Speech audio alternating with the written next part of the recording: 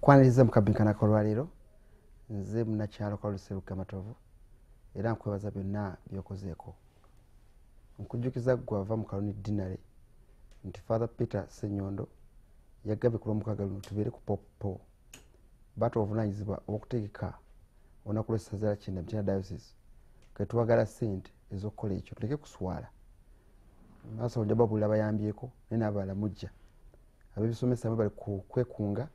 abennakwade ne mmwe bale Lwamukaaga luno saa 8 popopo tuli ekijjulo bwe kiggwa tuveemu ssente z'okuteeka n'okukola ekijjukizo ky'omwaka guno mu kanoni dinale. Ntegeeza ab'e Maddu, ntegeeza ab'e Bunjabutoole, ntegeeza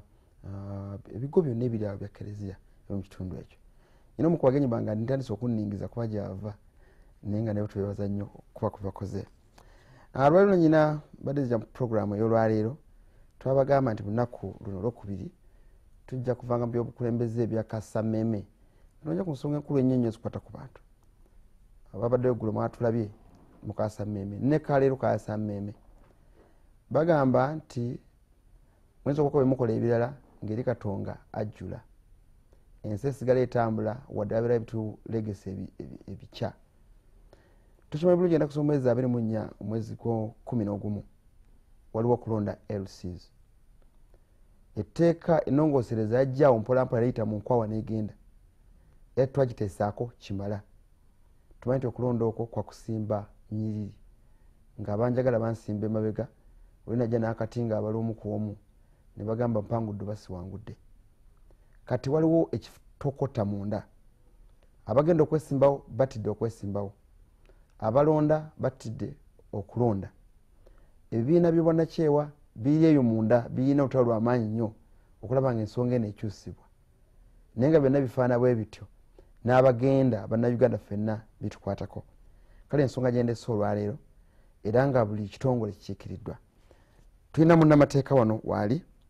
Kanso Abdallah Kiwanuka yasembye oludda lulisaba nkwaniza mu puroguramu ya leero.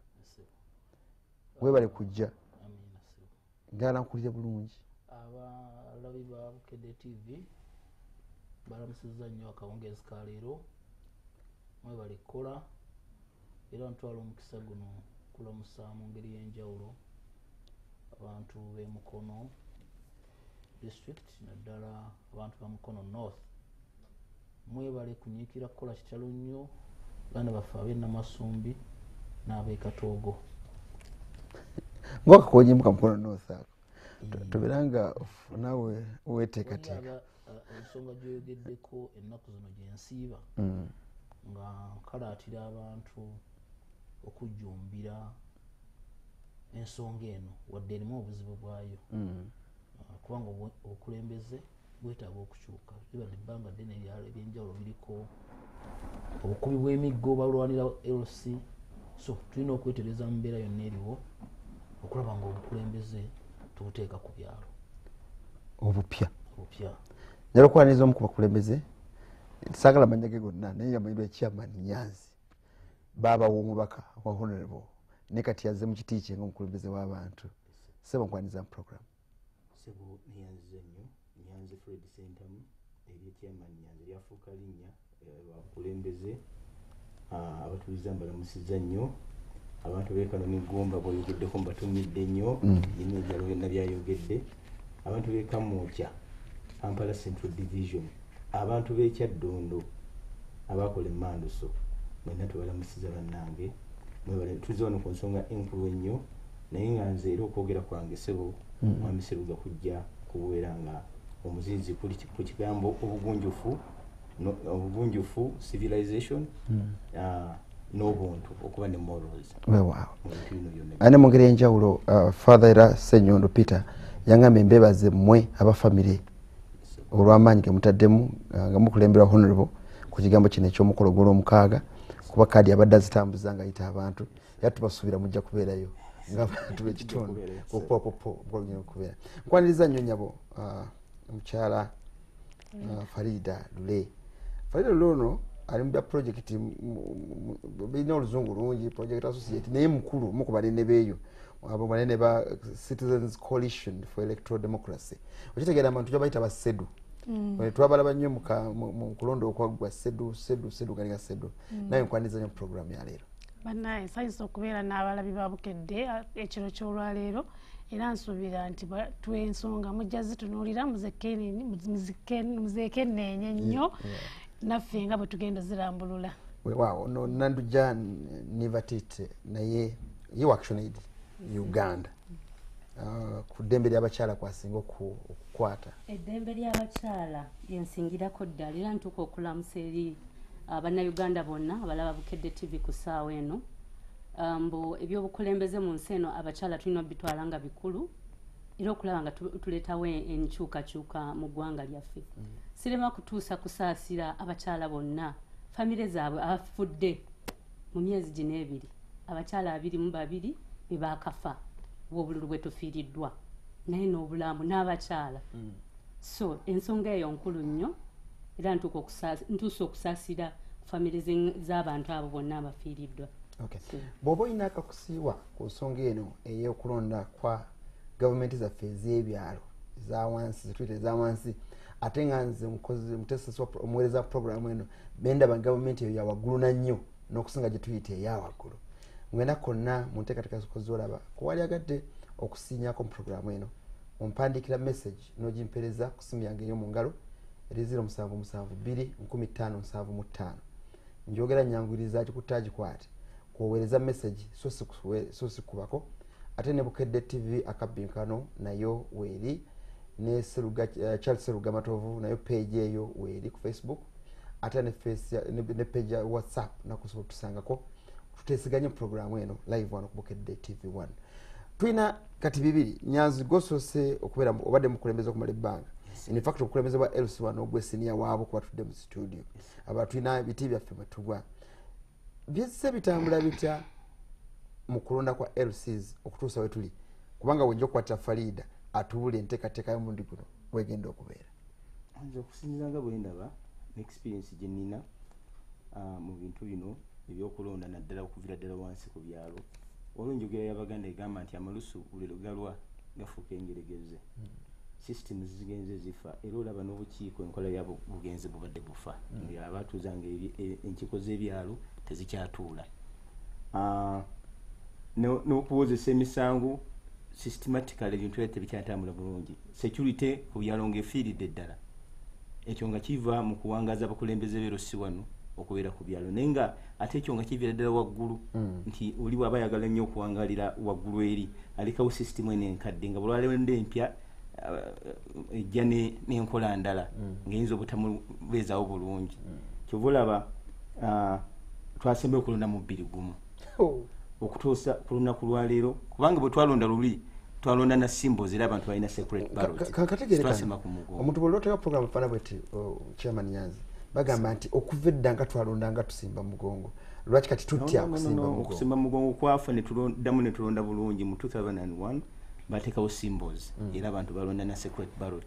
nga baleeta omuti ow'ekikopo na essaawa akagaali omupiira nga buli omu alondako simbo era abantu nga bajja ne balonda bakuba bulungi nnyo obululu era system yezetambula kati kino ekireetera abantu okuba nti beerabidde mu kibiina ky'NRM tubadde LC1 zonna n'obukiiko bwonna tubulonda na symbols omuntu agamba nti no sente tezitumala aba tayogedde bulungi tayogedde kituufu kubanga NRM nga pate tesinza gavumenti yonna ssente kuba nti tulemererwa okulonda nga tetusimbye mu mugongo ekyo nagambye nti nze ndaba obulawo bugunjufu n'okubeera civilized mu bintu bino naddala bwe tuba twagala okunyweza obuyinza okuva wansi ku grassroots nkyakaleka akantu kano yangenda kabuuza nammwe mwenna abagenya bali wano lwaki abantu baagala nnyo okwekwekera mu bye bakola mbadde tulonda mu kulembeza wa kyalo gwe tumanyi obulungi era gwe twetaaga omusajja oyo oba omukyalo oyo ategereka nti bw'ayogera ffenna tuwuliriza lwaki twagala okukuta ku nsonga eno ensonga eno nze okwongera okwetegereza waliwo ekigendererwa ekikusike ekiri mu bukiiko buno ekibuwangazizaawo omanyi ate last week but one bayiseemu nga basaba bakiyamani b'LC1 abaliko nga basaba bank accounts zaabwe ekintu ekyo ate kyankasuse wala kitegeeza ku akawunti bataddeko mitwalo 4 oba 5 abajja kuwalizibwa okuba nti nno asinga ku banne. Owulira bw'amala okugaba ssente ezo oba okubaako influence gy'akozesa kitegeeza bwe banaba okusimba mu mugongo abantu bajja kukwatibwa ensonyi abalidde kasente ke. Kati ebyo nabyo tubitunuulira. So ekintu kino tebayinza kikwata omuntu yenna ayagala okubeera nga alemedde ku nsonga tayinza kireka nakuteekawo independence y'abantu kulonda mukulembeze mutuufu. Ate ekintu ekigenda okukola obubi eggwanga lyaffe kulonda bwekutandika wansi nga kufu tugenda kufuna ekizibu ky'amaanyi nnyo. Mkyane bati ngulabe wadde mu galubindi naye nyinako enjuga nepulanga ninga kulinnya Kagere olinnyire ddala mu Kagere kubanga obwerufu kintu kikulu era ensi yaffe Uganda abalabi ba Bukedde TV mujja kunjulira mbu tutambulira mu democracy. Ensi zonna ezaakulaakulana tezikyasimba mabega. Omuntu alina okulonda akalulu ke mu bwerufu nga tewali amukuba ku mukono nga talina kutya. So ensonga eyo y'okusimba emabega si kyantu kya ddembe ly'abuntu kubanga tubanga abalirinyirira. Kankuwa example omwami nga ddala ali mu maaso omukyala n'abeera emabega oba waba tamukkiririzaamu oli gwalonze kinaatutwala tutya. Tolabanga obutabanguko bujja kuba mu nsi yaffe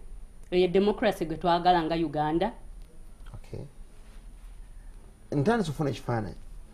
nabadde nakwaledde omulimu ekkatala bigenda kuba bityo omulundi guno abatulaba ku Bukedde TV njagala okubayitira mu bufunza amateeka n'ebivuga gye tuvudde ku nsonga y'okulonda kwa bassentebe b'ebyalo nti okusookera ddala waliwo okwemulugunya mwami Sseruga nti abeebiina okulonda kuno kwali kugenda kubeerawo ne bakuvuganya mu kkooti. Mu kkooti ne bagamba nti nedda kati tuli mu nfuga ya mugendo ey'ebibiina twava mu nfuga ey'omugendo ne tudda mu nfuga ey'ebibiina nti era okulonda kuno kuteekeddwa okukolebwa ku musingi ogw'ebibiina. Kati kkooti nekkiriziganya ne Meja Lubalabira eyawaaba ne bagamba gavumenti negamba kale tugenda kuteekawo okulonda nga twesigamye ku nkola y'ebibiina.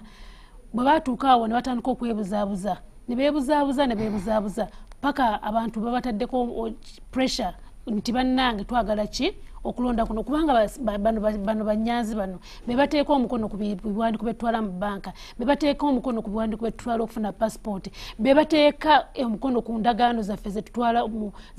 zetuguza amataka naye ng'ate tebaliiwo mu mateeka. Kakati omuntu ataliiwo mu mateeka ate akwata ate omukono n'ateeka ku kiwandiiko kye ngenda okukozesa mu mateeka. Ne tujja ntugamba ffenna tukkiriza nti waliwo obuzibu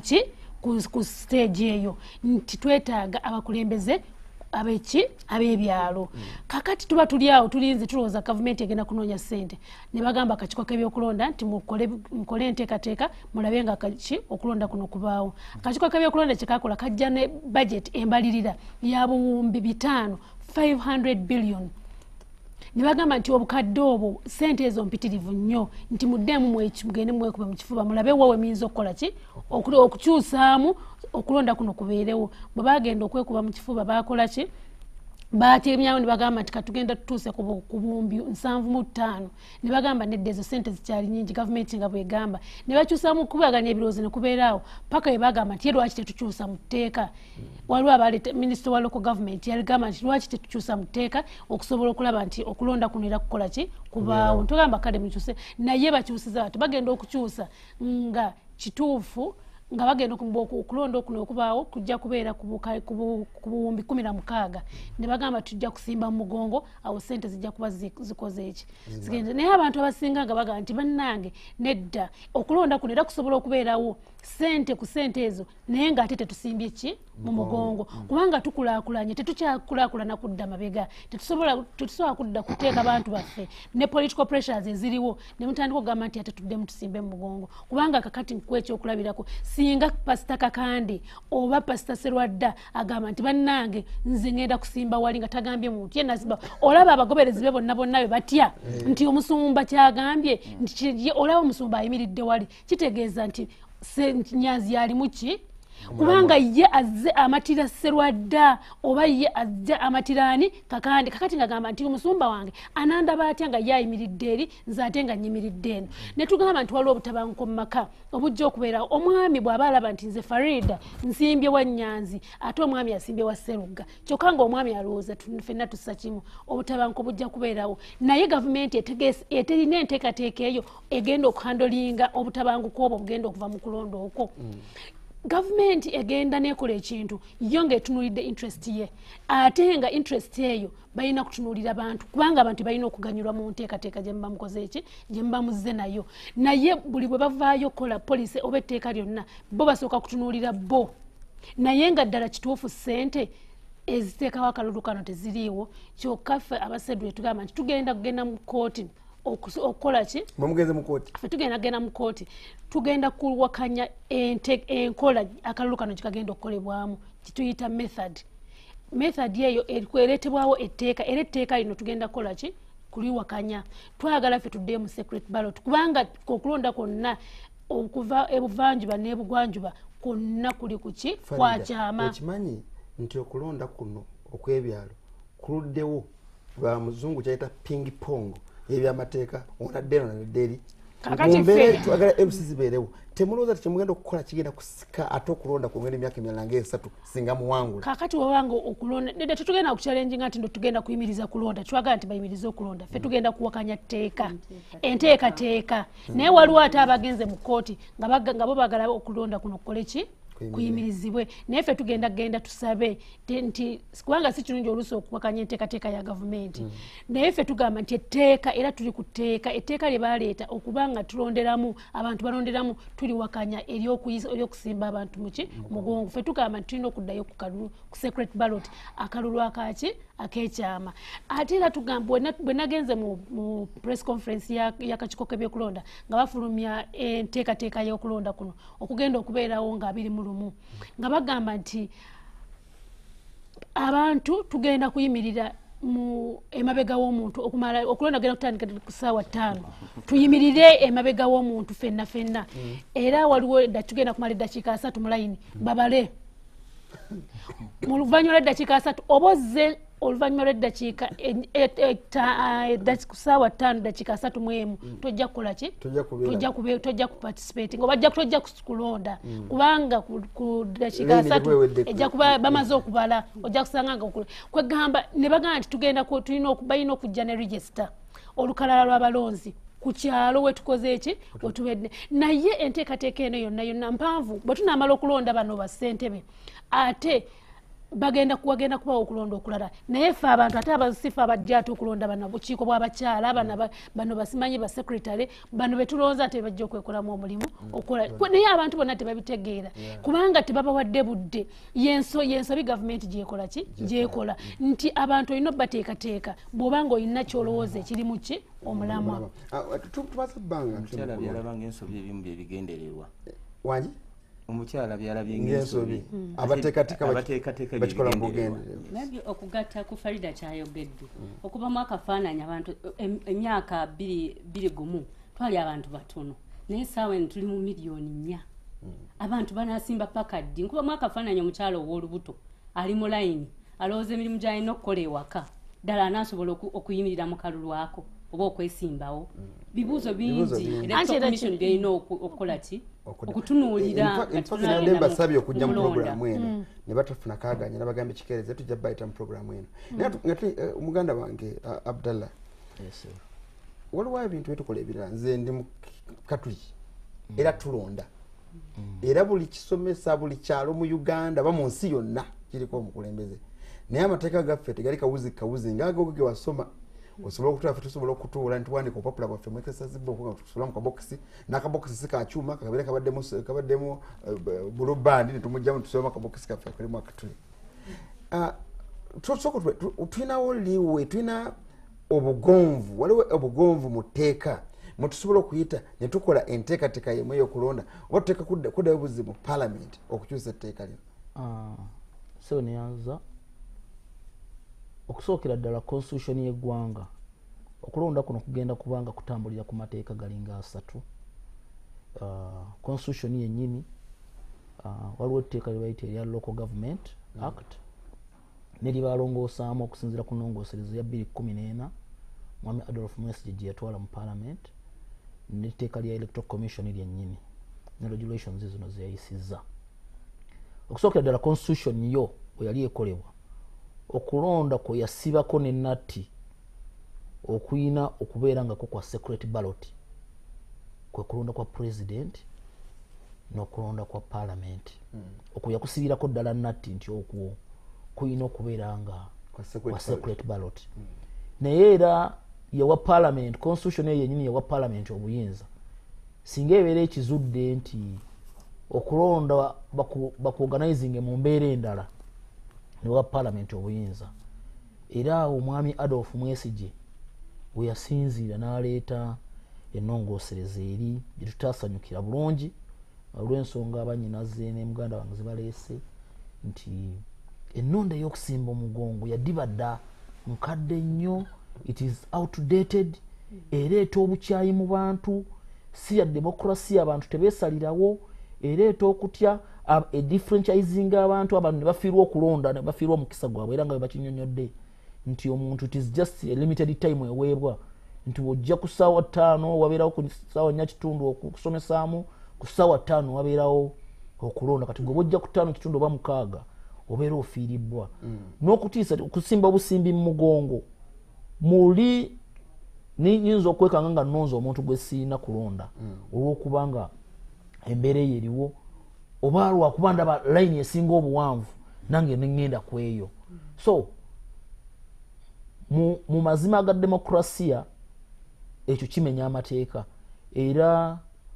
tulina essuubi nti musango gwe bwe gunaagenda mu kooti ejja kukkaanya bulungi naffe nti ekintu ekyo tekiwa muntu ddembe lya kwesalirawo. Teri muntu akkirizibwa kubanga alonda nga buli omu amulaba. It has to be constitution eteeka waggulu obuyinza nti omuntu alina okulonda nga by secret ballot. Naye because parliament bagiwa liwe eyo nti Adolf Mwesigye yajja n'agamba nti twetaaga bilioni 5.3 senate ziriiwo bwekyo electoral commission nesala sente mpaka ku bilioni 12. Era mu mbeera eyo era bannayuganda tetulina kyakukola kubanga ate n'ekyokubeera nga tulina abakulembeze myaka 15 nga tetubakyusa tusiiba tulwanagana mu kooti eyo n'abalamuzi nga baleese ebbaluwa LC nga bagamba nti ebbaluwa kasooke tugende tuze nga bastate attorney no bagamba kasooke tugende twebuuze ku byalo oba ddala onaava ku kyalo tugamba weekitiibwa omulamuzi ebbaluwa gy'ogamba constitution yasalawo dda nti bano tebaliwo muki mateeka mukifo kyokugendera ku at least zino ndagamuntu kati n'abalamuzi bagamba ndagamuntu tetuzeesiga bulungi tugendere ku bbaluwa LC ekisinga obukulu tuteekewo LC wadde tulina okunyigirizibwa mu mbeera yonna ate bwe tunaagamba tufiirwa omukisa guno osanga kooti bw'eneesalawo gye bujjako awo nga tumaze okugenda mu kooti ekyo tuli kiddamu naye essaawa eno entalo ziri ku byalo eyo osanga ekyalo nga kirina abakulembeze nga kufune straight gwogamba wadde biri bwe bityo tugende maaso n'akalulu ka LC kooti bwerigamba kyegambye tulikyusa kituufu kyogamba mu mbeera yonna eriwo era nga tugiwakanya nti parliament yaweebwa obuyinza obwo ekyo njagala bannayuganda bantegeere bulungi. Adolf Mwesigye yaleeta ennongoosereza mu parliament etteeka eryo bayita Local Government Amendment Bill 2014 yafuuka etteeka ne baliyisa parliament nekkaanya naye ng'amaze oggiwa ensonga nti tewali ssente kyafuuka etteeka parliament yammwe gye mwalonda n'eriyisa era ye yasalawo nti tugende mu kalulu ka mugongo. Kakati tetuyinza kugamba nti nno bateekewo okulonda ate bannayuganda bazire mu buvumu obw'enjawulo. Tulina kugumya bannayuganda bagende bajjumbire akalulu kano mu buvumu bwonna awatali kutiisibwa awatali kugamba nti ngenda kufa ku mwana wa ssenga. Genda mulonde mukyuse obukulembeze ku byalo despite the fact nti etteeka B era tukyaliwakanya mu makooti kubanga kooti emabega kaawo waliwo bannaffe abaasookayo mu kooti ne bagezaako okusaba kooti eyimirize okulonda kuno kooti neegaana mu musango gwa lulangalanga muganda mwanyinaze gwe yayogeddeko ensonga eno y'emu yajja nga lulangalanga awakanya akawaayiro ako ak'okugamba abantu basimbe mu mugongo era kooti neetakkaanya naye neegamba naye kyogamba paalamenti yasooka kyapuruvinga ekyo kyali kikwata ku kulonda kwa LC okulonda kwa abakyala n'abavubuka ne kooti neetakkaanya naye negamba waneeno paalamenti yasooka kukola ki ku kyapuruvinga so ekitutwala mu kooti si kuwakanya tteeka lino wabula kuwakanya kawaayiro kali aka constitution akamandatinga paalamenti okusalawo netuuka ne ku extent okuteekawo akalulu ko mu mugongo ndamwe namuyina kyemwagala kwogera ku nsonga eyo naye nolini aŋŋamba tumale okunywa kulonda lw'amazzi era tukomewo